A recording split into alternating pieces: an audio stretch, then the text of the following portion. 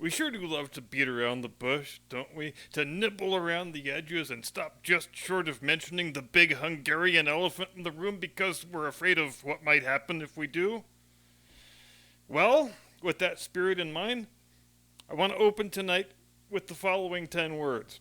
George Soros, George Soros, George Soros, George Soros, George Soros. And now that this video is on every conceivable shadow ban list in the entire Western Hemisphere, let's stop dilly-dallying around and call things what they are, shall we? If Donald Trump is arrested and indicted tomorrow, it will be because George Soros wants him arrested and indicted.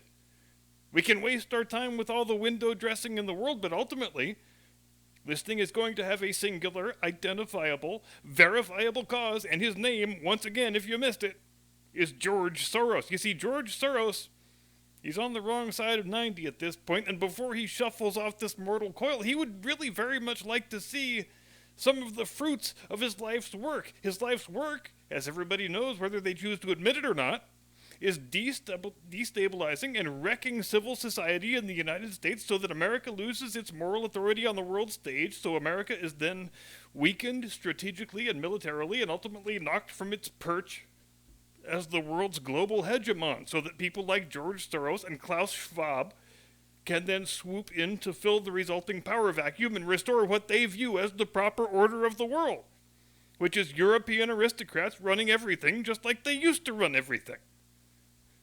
Now, Soros, he tried for a lot of years to achieve this goal by dumping huge amounts of money into Democrat Party presidential and senatorial and congressional campaigns, while at the same time supporting NGOs and think tanks and pressure groups to push the Democrat Party as far in the destructive radical leftist direction as a thing can possibly be pushed. But then Donald Trump wins the presidency, and George Soros finds himself powerless to stop it. So he says, you know what? Maybe I've been taking the wrong approach this whole time. Maybe I can do more damage and more quickly by focusing farther down the ticket. And so in 2018, Donald Trump's midterm year, that was the year when the Soros organization starts buying up district attorney candidates in practically every top 10 big city in the country, and many of his store-bought candidates wound up winning. Because that often happens when you spend 7 times as much on the campaign as all of your opponents put together. And the thing with the Soros DAs, it was and it still is, it's an entirely new concept in American politics. It used to be, up until 2018, that when you were voting for district attorney, you could have a fairly reasonable assurance that whoever was on the ballot actually had a good faith desire to enforce the law and keep the citizenry safe. But not no more, baby, because Uncle George made it pretty damn clear from the looks of it. Look, I will install you in this office. I will spend whatever it takes for you to win the election, and in return, you're going to promise me that you will let all the criminals run wild. You will wreck that city good and hard, and if there's any possible opportunity for you to indict Donald Trump, I don't care how comically frivolous your case is. I don't care how much of a ridiculous stooge it makes you look like. You have to promise me you will do it. I don't have a lot of time left. And before I go, the only thing I want to see is Donald Trump in handcuffs on television. And the current DAs of Chicago, LA, Manhattan, they all said, yes, sir, right away, sir. I enthusiastically accept these terms.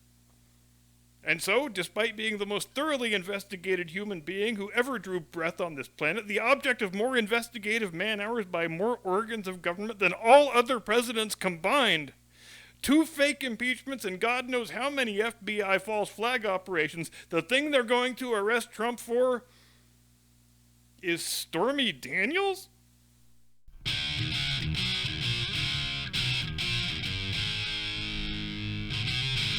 From high atop the battlements of Castle Curmudgeon, where the indictments are still written with quill and ink and the sentences are still carried out with an axe. Good evening, Mr. and Mrs. America, and all ships at sea. Welcome to the program. I am your eponymous host and humble servant. And no, there isn't any deep meaning behind tonight's wardrobe selection. I wore the new one this weekend and forgot to grab it when I left this morning, so I guess now we will get to see how well the old wardrobe works with the new background. Call it a science experiment. But I am doing the premiere at the old time slot tonight because tomorrow may prove to be, and for all the wrong reasons, A crucially important day in American history. I feel like it's got the potential to be one of those days where one wants to have one's thoughts and predictions committed to the record before the thing pops off. If Alvin Bragg, the morbidly obese district attorney of Manhattan and founding member of the Men Who Shouldn't Have Goatees But Insist on Having Goatees Anyway club, goes through with arresting and indicting the former president of the United States tomorrow morning, as it is rumored he will, for an offense that his own office declined to prosecute at the time 7 years ago, well, it's going to represent the crossing of a new and altogether more troubling Rubicon, not just in the history of politics, but also in the history of law enforcement. In less than 12 hours, we might actually see the district attorney of Manhattan arrest the ex-president because a foreign billionaire told him to, and installed him in office for the express purpose of doing that. I know there are people who dislike Donald Trump really intensely. I know there are people who fervently believe with every single fiber of their being that the bad orange man is so bad and so orange and so man that it makes all the rules of everything no longer apply. But this thing here might be a real inflection point. It goes to what I was talking about in one of the opening segments last week, how there is a point after which you can no longer pretend you care about democracy or the rule of law or the Bill of Rights, because in actual fact, you just want bad things to happen to the people you don't like. And if bad things are happening to the people you don't like, then you don't concern yourself all that much with the particulars. So I'm just saying, if you're going to jump up and down in rapturous, orgasmic, gleeful joy over Trump getting perk-walked in the name of Stormy Daniels at the behest of George Soros, I would think very long and very hard before you engage in that celebration. But then again, I'm also mindful of the fact that today's leftists have had their minds rotted. I'll get this right eventually. Rotted into such mush by social media, they've lost the whole concept of limiting principles. It's not like they'll heed any of the warnings I'm about to give them, but I will give the warnings anyway in the spirit of goodwill and political ecumenicalism. So here it is, and don't say Cap didn't warn you. If Trump gets arrested tomorrow, he is the winner of the 2024 presidential election. Full stop. Take it to the bank. Actually, no. Take it to the sports book at your local Indian casino, because your money's probably safer there than the bank anyway. A Trump arrest and indictment by this obviously corrupt, bought and paid for scumbag DA will have the effect of turning millions of non-Trump voters into Trump voters, just as a matter of basic decency. Because Americans don't like Banana Republic bullshit, and this is Banana Republic bullshit right here. The moment you slap the cuffs on him, Trump becomes a political prisoner and a martyr to millions. You'll be confirming every single thing he ever alleged about you and your true motivations. You will be placing the hammer in his hand with which he can smash the whole rotten, evil edifice that you have constructed for yourself. Moreover, it'll be further confirmation, as if we needed it, that the current district attorneys in most of our biggest cities are honest-to-God enemy saboteurs installed in office by the machinations of an anti-American madman for the express purpose of making those cities into violent, drug-addled hellscapes of suffering and despair, the better with which to rot the whole country from the inside out. So you probably know by now which side of this thing I'm landing on. I say take him away, boys. And I want you to really overdo it, too. Not just handcuffs. Give me the damn leg irons. And I want a dude with one of those electric cattle prods standing by just in case the man acts too bad and too orange. Actually, wait, scratch all of that shit. I think we need to go full Hannibal Lecter on this son of a bitch. This man is the author of the January 6th Capitol insurrection. There's no telling what he might be capable of. If he's able to open his mouth and make vocal sounds while we're bundling him into the vehicle, he might say a secret code that activates all the MAGA domestic terrorist sleeper cells.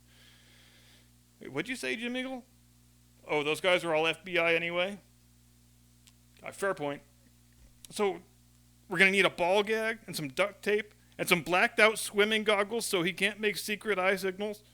We'll have to bind his hands, obviously, otherwise he might make the notorious white supremacist gang sign formerly known as the OK hand signal. So I need you to get me 2 oven mitts, more duct tape, also 3 bungee cords so we can strap him to the hand truck and wheel him out like the dangerous criminal he is. You never can be too careful with a man who allegedly paid hush money to an ex-mistress 8 years ago. This whole place could be rigged to blow for all we know. And look, man, I know this isn't your first rodeo. We are all dedicated law enforcement professionals here, which means we know exactly how these sophisticated criminal masterminds operate and just what heinous acts of moral depravity they are capable of. I know none of you men want to do it, but I need one volunteer, one brave man to go in there and inspect Melania Trump's panty drawer and clear it for IEDs. I mean IUDs. That's it, man. Good hunting. So yes, let me put as fine a point on this thing as I possibly can. If the fondest dream of Uncle George Soros and his dancing DAs of doom is to create a world where no Democrat sees the inside of the White House for at least the next 12 years, then I am begging and pleading with them to please arrest Donald Trump and do it good and hard and do all the Hannibal Lecter stuff too. I'm totally serious about that. I think I've given you a very effective roadmap for how to conduct this operation as safely and effectively as possible. And I think it's really cute, as I'm sure you do too, that the loathsome lying liars on your television want you to be shocked. Shocked, I say, that Donald Trump would have the temerity to openly call for people to protest on his behalf. And you can't help feeling their pain and frustration because it really is that difficult to figure out the rules of peaceful protest. Is it so hard to remember that burning and looting an entire city is totally fine as long as you're doing it in service of a cause that George Soros believes in? But if you're chanting slogans on behalf of a Republican former president, well, obviously that is violent domestic extremism. How many times do we need this stuff explained to us, gang? It gets kind of embarrassing is all I'm saying. Even Tony Fauci tried to explain it to us, and if there's any man we can trust unconditionally, it's Tony Fauci. Tony Fauci who told us, well, sure, I know we did say these past 2 months that it's crucially important for everybody to stay locked inside your homes, but in my professional diagnosis as a man of science, I say systemic racism is a much more serious public health problem than the unknown virus of indeterminate origin that totally didn't come from my Chinese buddies in Wuhan. So you know what? Dr. Tony says, go ahead, burn and loot that city to your heart's content. Just remember to keep your masks on, because otherwise they can see your face. Did I say that out loud? Whoopsie! Public health, baby. Science for the win. And you know, for all of the very richly deserved criticism that Dr. Fauci receives, either for his corruption or his incompetence or his hubris or all of the above, that might be the single most shockingly unscientific and materially destructive thing he ever said. This man went on television and gave a public health justification for burning and looting American cities. I mean, how many people might have been killed or wounded or had their stores burned down just because this idiot told everyone to go do that? Will we ever have a full accounting of how many lives and fortunes were sacrificed on the altar of Tony Fauci's desire to say whatever is politically fashionable at the moment? Hell, Matt Taibbi, if you're watching, when you get done with the Twitter files thing, you should do the Fauci files next. I want to know where this man's body count ranks among the great villains of the last 100 years.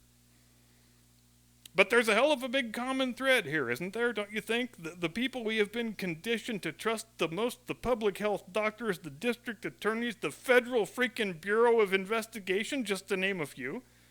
You know, the people who casually refer to themselves as public servants, but seem to be animated by utter contempt for the public they claim to serve.